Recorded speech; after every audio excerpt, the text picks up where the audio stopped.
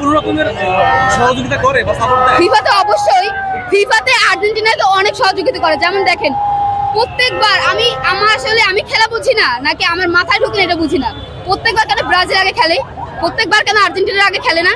2022 সালে আমরা আগে খেলছি, 2026 সালে আমরা আগে খেলতেছি, কেন ফিফা কেন বারবার আমাদের আগে দেয়? মানে আর আমাদের সব হার্ড প্লেয়ারের সাথে।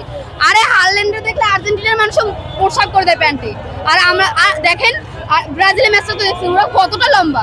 প্রথমটা হচ্ছে কি ওরা হেড দিয়ে প্রথমে হচ্ছে কি গোলটা দিছে, তো ওরা এত লম্বা, ওরা তো হেড দিবে, ওরা ওদের মাথার পাওয়ার তো দেখাবে ভাই। আমরা তো তারপরে আমরা হাড্ডাহাড্ডি লড়াই করছি, কিন্তু তারপর আর ভুল ছিল।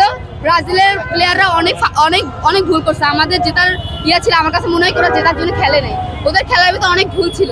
আর আমার কোর্সের উপরে আমি বারবার বলবো 2026-এর কথা, যদি 30 সালেও আমরা খেলা দেখতে আসি অবশ্যই আমি আবারও এটা বলবো যে কেন নেইমারকে প্রথম থেকে নামানো হলো না, কেন আমরা নেইমার হাতে ট্রফি দেখতে পারলাম না, নেইমারকে লাস্ট টাইম কেন নামানো হলো, ফার্স্ট টাইম কেন নামানো হলো না, আর প্ল্যান্টিক কেন ভিনিসিয়াসকে দেওয়ানো হলো না, এটা হচ্ছে আমার প্রশ্ন।